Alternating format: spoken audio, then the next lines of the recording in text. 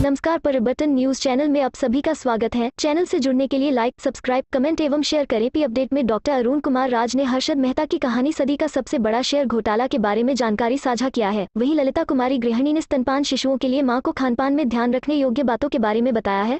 नमस्कार, मैं doctor Arun Kumar. Harshad Mehta scam, कहानी उस घोटाले की जिसने बदल डाली शेयर बाजार की दिशा। अगर आप शेयर बाजार के बारे में जानकारी रखते हैं तो आपने हर्षद मेहता का नाम जरूर सुना होगा। हर्षद मेहता ऐसा शख्स है जिन्होंने 1990 के दशक में देश का वित्तीय बाजार पूरी तरह से हिला दिया था। देश के इकोनॉमिक रिफॉर्म्स की शुरुआत साल 1991 में हुई थी। भारतीय अर्थव्यवस्था के लिए साल 1990 से 1992 का समय बड़े बदलाव का वक्त था, लेकिन इस बीच एक ऐसा घोटाला सामने आया जिसने शेयरों की खरीद बिक्री की प्रक्रिया में ऐतिहासिक परिवर्तन किए। इस घोटाले के जिम्मेदार हर्षद मेहता थे। यह घोटाला करीब 4000 करोड़ रुपए का था और इसके बाद ही सेबी को शेयर मार्केट में गड़बड़ी रोकने की ताकत दी गई। घोटाले के मुख्य आरोपी हर्षद मेहता का 2002 में निधन हो गया, लेकिन 1992 के बहुचर्चित स्टॉक मार्केट स्कैम की यादें भी अब बहुत कम लोगों के जहन में है। कौन है हर्षद मेहता? हर्षद मेहता का जन्म 19 जुलाई 1954 के पनेल मोटी, राजकोट, गुजरात में हुआ था। उनका बचपन मुंबई के कांदिवली में गुजरा।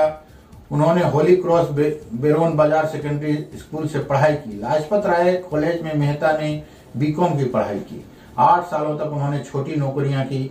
उसकी पहली नौकरी new India insurance company limited के बतौर सेल्स पर्सन की थी। फिर उन्होंने हरि जीवनदास नेमीदास सिक्योरिटीज नाम की ब्रोकरेज फर्म में नौकरी ज्वाइन कर ली।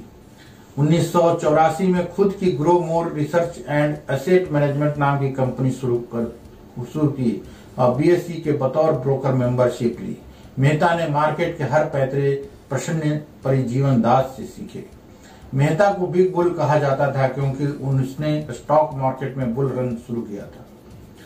कैसे किया गोलमाल? 1990 में शेयर बाजार तेजी से बढ़ा, जिसके लिए ब्रोकर मेहता का जिम्मेदार माना गया और उन्हें बिग बुल का दर्जा दिया गया। अप्रैल 1992 में हुआ पैसों का खुलासा। मेहता बैंकिंग नियमों को फायदा उठाकर बैंकों को बिना बताए उसके करोड़ों रुपए शेयर मार्केट में लगाते थे। मेहता 2 बैंकों के बीच बिचौलिया बनकर 15 दिन के लिए लोन लेकर बैंकों से पैसा उठाते थे, फिर मुनाफा कमाकर बैंकों को पैसा लौटा देते थे। यह इस बात तब सामने आई तो शेयर मार्केट में तेज गिरावट आनी शुरू हो गई। मेहता एक बैंक से फेक बीआर बनाते थे, जिसके बाद उसे दूसरे बैंक में भी आराम से पैसा मिल जाता था। खुलासा होने के बाद मेहता के ऊपर 72 क्रिमिनल चार्ज लगाए गए और सिविल केस फाइल हुए। क्या मिली सजा और कैसे हुई मौत? मेहता पर कई केस चल रहे थे, मगर उसे मात्र एक केस में दोषी पाया गया था। उसे दोषी पाते हुए उच्च न्यायालय ने 5 साल की सजा और 25,000 रुपए का जुर्माना ठोका था। मेहता थाने जेल में बंद था। 31 दिसंबर 2001 को देर रात उसकी दर्द की शिकायत हुई, जिसके बाद उसे ठाणे सिविल अस्पताल में भर्ती कराया गया। अस्पताल में ही उनकी मौत हो गई।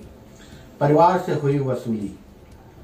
घोटाले के 25 साल बाद भी इसकी वसूली उनके परिवार से चल रही थी। कस्टोडियन ने मेहता की संपत्तियों को बेचकर 6000 करोड़ रुपए की अधिक की राशि बैंकों और आयकर विभाग के नाम पर जारी कराई। 2017 में ही मेहता के पारिवारिक सदस्यों ने 614 करोड़ रुपए की रकम बैंक को दी। धन्यवाद। आपका अपना डॉक्टर अरुण कुमार। नमस्कार। शिशु को स्तनपान कराते वक्त भूल कर भी ना खाएं ये चीजें, जानिए वजह। शिशु को स्तनपान कराने वाली महिलाओं को अपनी डाइट का विशेष ख्याल रखना होता है।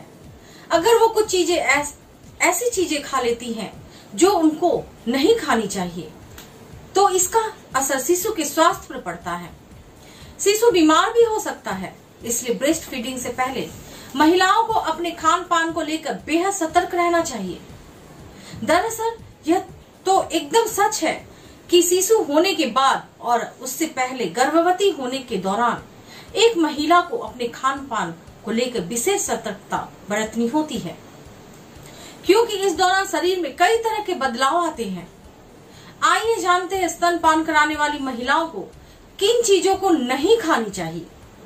डिलीवरी के बाद महिलाओं के लिए कई चीजों का परहेज होता है। उन्हें हल्का खाना दिया जाता है और इस बात का विशेष ख्याल रखा जाता है कि तीखा और मिर्च मसालेदार खाना ना दिया जाए, क्योंकि नवजात शिशु को पोषक माँ के दूध के जरिए ही मिलता है और माँ की सेहत जितनी अच्छी रहेगी, शिशु का स्वास्थ्य उतना ही अच्छा रहेगा।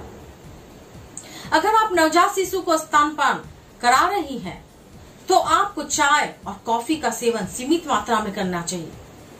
नवजात के होने के कुछ दिनों तक हल्का भोजन करें और मिर्च, मसालेदार और तैलीय चीजों से परहेज करें।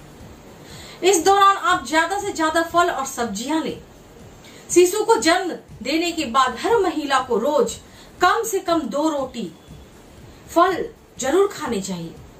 इस दौरान महिलाओं को केले, आम, खुबानी, सूखे संतरे, अंगूर, तरबूज और सेब खाना चाहिए। शिशु को स्तनपान कराने से पहले महिलाओं को स्मोकिंग और अल्कोहल का सेवन नहीं करना चाहिए। नवजात शिशु को स्तनपान कराने वाली महिलाओं को खीरा, दालचीनी, काली मिर्च और मछली नहीं खाना चाहिए। इसके अलावा लहसुन ना खाएं। मैं ललिता कुमारी, धन्यवाद।